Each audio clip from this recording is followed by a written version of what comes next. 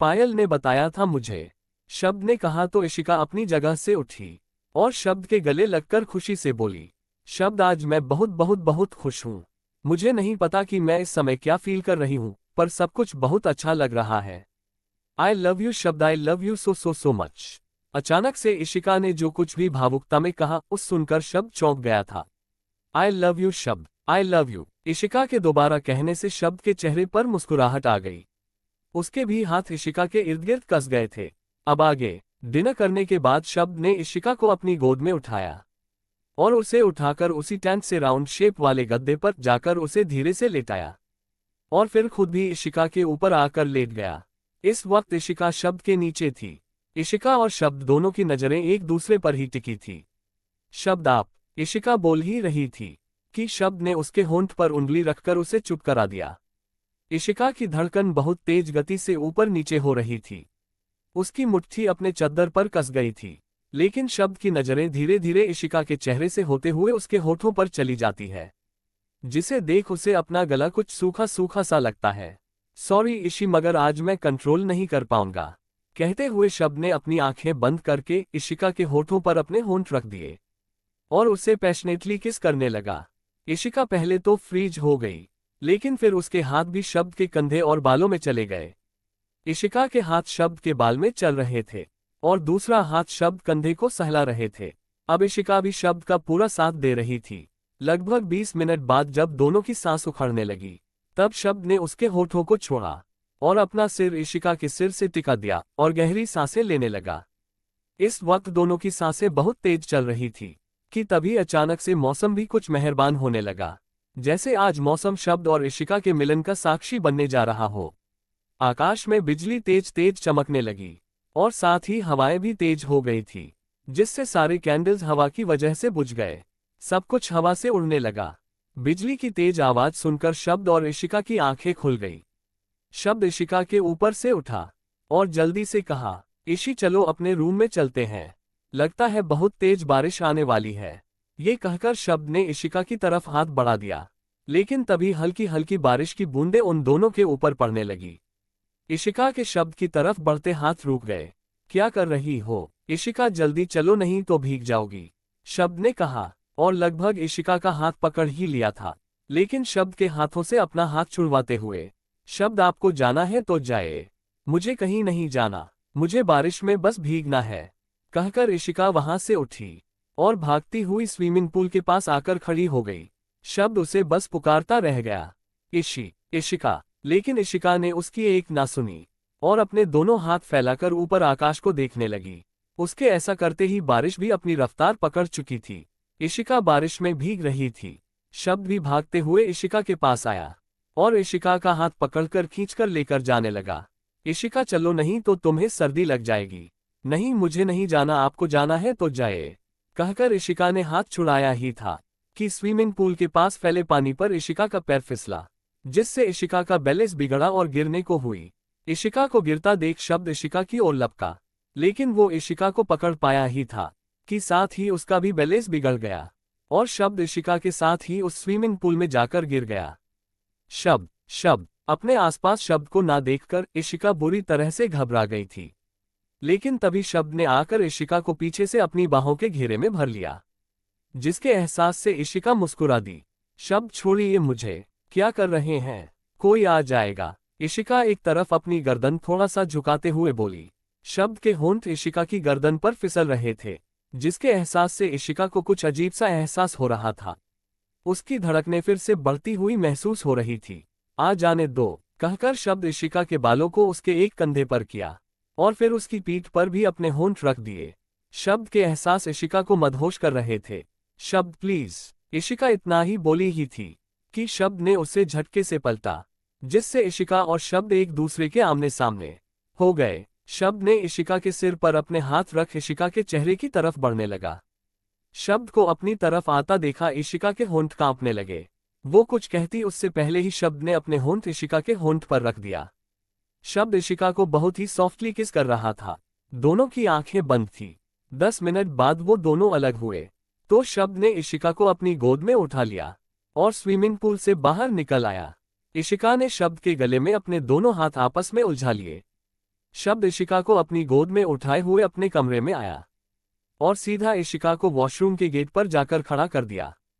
इशी, अंदर जाकर कपड़े चेंज कर लो, तब तक मैं बाहर इंतजार कर रहा हूं, कहकर शब्द ने वॉशरूम का दरवाजा से हट गया। शब्द के जाते ही इशिका मुस्कुरा दी और वॉशरूम का दरवाजा बंद करके चेंज करने चली गई। शब्द भी क्लोजेट में कपड़े बदलकर बाहर आ गया था और ठीक उसी वक्त इशिका भी बाहर आ गई। जब उन दोनों की नज़र अपने कमरे पर पड़ी जो बहुत खूबसूरती से डेकोरेटेड था। हमने तो ये देखा ही नहीं, इशिका अपने रूम को देखते हुए बोली। हाँ, हम तब अपने प्यार की मदहोशी में थे। शब्द ने ये बात इशिका को देखकर बहुत धीमे से कही थी, जिसे इशिका सुन भी नहीं पाई थी। वो वैसे ही खोए हुए अपने कमरे की सजावट को देख रही थी। शब्द ने झटके से इशिका की हथेली को पकड़ा और उसे अपनी तरफ खींच लिया। उसकी कमर पर अपनी दोनों हाथों की उंगलियों को फंसाकर अपने माथे से इशिका के माथे को जुड़े हुए ही बड़े ही शरारती अंदाज में बोला, इशी, अब तो तुम्हें इसी रूम में रहना है, तो तुम बाद में आराम से अपना कमरा देख लेना, फिलहाल अभी मुझ पर ध्यान दे लो। और मुझे अभी बहुत भूख लगी है, मगर अभी तो आपने मेरे साथ ऊपर डिनर किया था, फिर से भूख। इशिका ने नासमझी से उसे देखा। अब भूख लगी है तो लगी है, इसमें मैं क्या कर सकता हूँ, शब्द ने उसी शरारती अंदाज से बोला। अच्छा ठीक है, मैं आपके लिए किचन से कुछ बनाकर लाती हूँ, कहकर इशिका किचन की तरफ जाने को हुई, मगर शब्द ने उसे फिर से खींचकर अपनी गोद में उठा लिया। मुझे जो खाना होगा वो मैं खुद ले लूंगा, ये कहकर शब्द इशिका को गोद में उठाए हुए ही बेड की तरफ बढ़ने लगा। बेड पर आते ही उसने धीरे से इशिका को बेड पर बैठाया और खुद भी उसके बगल में आकर बैठ गया। मगर अभी तो आपको भूख लगी थी, इशिका ने शब्द को अपने बगल में बैठता देखकर कहा। तो शब्द ने उसके चेहरे को अपने हाथों में भरा। वही करने जा रहा हूं, कहकर शब्द ने अपने होंठ इशिका के गाल पर रखे और धीरे से उसे लेटाकर खुद भी उसके ऊपर आ गया और फिर ब्लैंकेट से कवर कर लिया। अगली सुबह शब्द और इशिका की कल की रात उन दोनों की काफी खूबसूरत रात थी। कल वो दोनों आखिर एक जो हो गए थे, लेकिन आज की सुबह भी कुछ कम नहीं थी। आखिर आज अपना हीरो जो लौटकर वापस आ रहा था अपनी पायल के पास। जी हाँ, कबीर की बात कर रही हूँ। वो लंदन से आज लौटकर वापस आ रहा था और आज तो किसी और की वापसी भी होनी थी, जिसकी वजह से एक बड़ा राज सामने आना था। इशिका किचन में थी जब वो सबके लिए ब्रेकफास्ट बना रही थी। इशिका के साथ राधिका भी सबकी पसंद का नाश्ता बनाने में इशिका की हेल्प कर रही थी और आज तो वो भी काफी खुश थी, क्योंकि आज सुबह ही स्नेहा जी ने राधिका को बता दिया था कि उसके और राहुल के रिश्ते के लिए सबने हाँ कर दी है और जल्दी ही वो राहुल की हो जाएगी। ये सोच सोचकर उसकी मुस्कुराहट उससे छिपते नहीं छिप रही थी। वहीं इशिका भी कल रात जो कुछ भी उसके और शब्द के बीच हुआ उसके बारे में सोचकर उसके गाल लाल हुए जा रहे थे और ये चीज शब्द किचन के बाहर से ही एक पिलर से टिककर खड़ा महसूस कर रहा था और इशिका को देखकर मुस्कुरा रहा था। जब उसका फोन बजा तो उसका ध्यान टूटा और फोन रिसीव करते हुए अपने कमरे की तरफ चला गया। शब्द के जाते ही पायल भी किचन के अंदर आ गई और दोनों को मन ही मन मुस्कुराता देखकर वो वहीं रुक गई, क्योंकि दोनों में से कोई भी कुछ भी बोल नहीं रहा था। दोनों ही मन खुद से बातें कर रही थी। पायल कुछ बोलने को हुई कि दरवाजे की घंटी बजने लगी, जिसे सुन पायल किचन से बाहर निकल गई। उसने किचन से बाहर आते ही देखा बाहर आसपास कोई भी नहीं था, इसलिए खुद ही दरवाजा खोलने के लिए आगे बढ़ गई। दरवाजा खोलकर देखा तो उसकी खुशी का ठिकाना ही नहीं रहा। पायल उसी वक्त सामने खड़े उस व्यक्ति से लिपट गई। उस व्यक्ति ने भी पायल को अपने बाहों के घेरे में कस लिया। Kabir, I miss you so much, कहते हुए पायल भावुक हो गई। कबीर उसे ऐसे ही बाहों में लिए हुए मुस्कुरा दिया। कबीर उसके कान में धीरे से शरारत से बोला, स्वीट हार्ट, मैं भी तुम्हारे होठों को बहुत मिस कर रहा था। पायल ने सुना तो उसने सिर उठाकर कबीर की तरफ देखा, जो उसे देखते हुए मुस्कुरा रहा था। फिर उसे देखते हुए अपनी एक आंख दबा देता है, जिसे देख पायल का मुंह खुल गया। फिर गुस्से से कबीर के सीने पर अपने दोनों हाथ रख उसे धक्का देने लगी, मगर कबीर ने उसे और कसकर पकड़ लिया और फिर उसके माथे पर हल्के से किस करके पायल को छोड़ दिया। पायल के अलग होते ही कबीर और पायल ने देखा सब दरवाजे पर खड़े उन दोनों को ही देख रहे थे। सबको अपनी तरफ ऐसे देखता देख पायल ने झट से अपनी आंखें भींच ली। कबीर पायल को देखकर मुस्कुरा दिया और आशा जी की तरफ बढ़कर उनके पैर छुए। आशा जी ने भी कबीर को खूब आशीर्वाद दिया और उससे अंदर लेकर आए। तब तक इशिका और राधिका ने नाश्ता टेबल पर लगा दिया था। कबीर ने बाकी सबके भी पैर छुए, फिर सबके साथ नाश्ते की टेबल पर आ गया। सबको खुले दिल से इशिका को अपनाता देख कबीर की भी आंखें नम हो गई, जैसे दिल से वो यही चाहता हो जो आज उसे देखने को मिल रहा था। कबीर के हाथ पर पायल ने अपने हाथ रख अपनी पलकें झपका दी, जैसे वो बता रही हो कि अब सब ठीक हो चुका है। लेकिन नियति सब कुछ कहाँ इतनी आसानी से दे देती है। अभी तो शब्द और इशिका के साथ साथ पायल और कबीर को भी काफी अग्नि परीक्षाएं देनी थी। वो सभी नाश्ता करके उठे ही थे कि तभी फिर से डोर बेल बजी। अब की घर की किसी सर्वेंट ने जाकर दरवाजा खोला। दरवाजे पर खड़े व्यक्ति को देखकर शब्द की भावें सिकुड़ गई, क्योंकि वहां केशव खड़ा था और उसके पीछे इशिका के मामा मामी, जो केशव के साथ वापस आए थे। स्वागत नहीं करोगे हमारा? केशव बड़े ही स्टाइल के साथ अंदर आता हुआ बोला। क्यों, तुम कहीं के प्राइम मिनिस्टर हो जो हम तुम्हारे स्वागत में अपनी पलकें बिछाकर रख दें? पायल ने केशव के कहने पर अपनी ही स्टाइल में उसे उसकी बात का जवाब दिया। एक बार फिर से केशव को अपने सामने खड़ा देखकर इशिका की कपकपी छूट गई, जिसे देख पायल सब समझ गई कि वो व्यक्ति कौन है।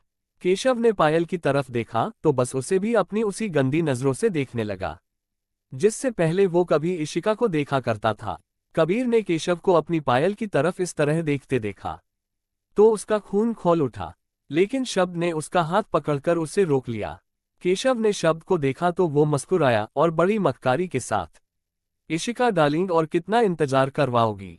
वैसे पिछले 4 सालों से तुम्हारे लिए बहुत तड़पा हूं, इसलिए अब ये अपने नखरे छोड़ और चुपचाप चलो मेरे साथ। हम आज ही मंदिर में शादी करके एक हो जाएंगे। केशव ने मुस्कुराते हुए इशिका को ऊपर से नीचे देखा। वो नीली साड़ी में बला की खूबसूरत लग रही थी। शब्द ने उसे अपनी इशिका की तरफ देखते देखा और केशव की बातें सुन शब्द की हाथ की मुट्ठी कस गई, मगर वो खामोश रहा।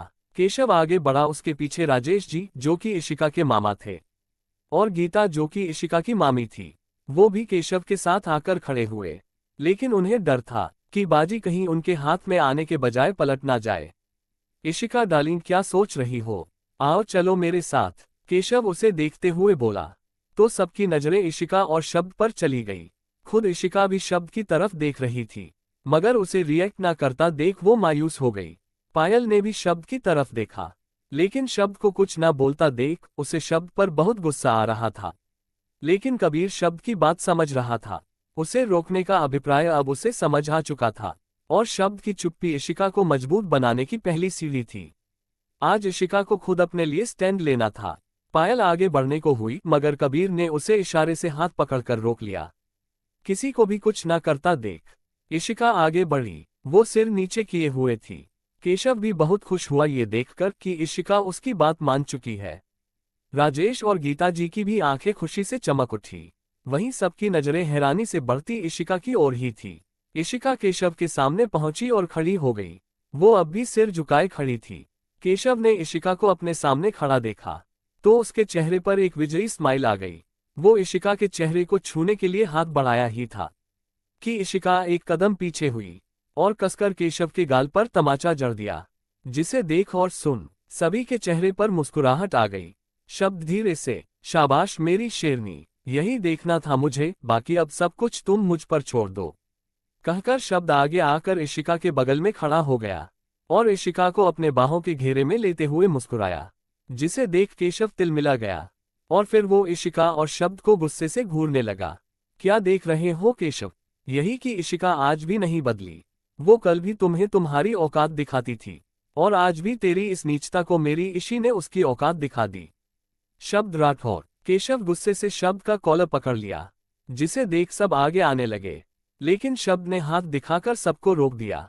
शब्द राठौर, इशिका मेरी है, इस केशव राणा की, और उसे मुझसे कोई भी अलग नहीं कर पाएगा, खुद तू भी नहीं। केशव की बात पर शब्द मुस्कुराया और बड़े ही आराम से सोफे पर जाकर किसी राजा की तरह बैठ गया।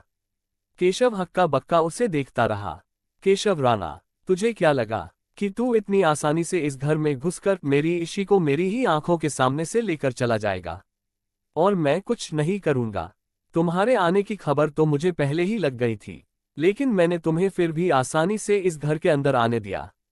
तुम्हें बाहर कोई गार्ड तो नहीं दिखा होगा ना? कैसे दिखते उन्हें मैंने जो वहां से हटाया था, वरना तू तो क्या, तेरी एक उंगली भी इस घर के अंदर नहीं आ सकती थी। शब्द आराम से बोला। लेकिन केशव उसकी बात पर खड़ा खड़ा सोचता रहा। केशव सोच ही रहा था, जब उसकी नज़र पायल के साथ खड़े कबीर पर पड़ी। उसे देख वो सोच में पड़ गया। उसे कबीर कहीं देखा देखा सा लग रहा था, मगर कहाँ उसे ये याद नहीं आ रहा था। केशव, अब भलाई इसी में है कि तुम मेरी इशी का पीछा छोड़ो और यहाँ से दफा हो जाओ, वरना अगली बार मेरी इशी तुम्हें सिर्फ थप्पड़ नहीं मारेगी, तुम्हें खुद अपने हाथों से मौत देगी।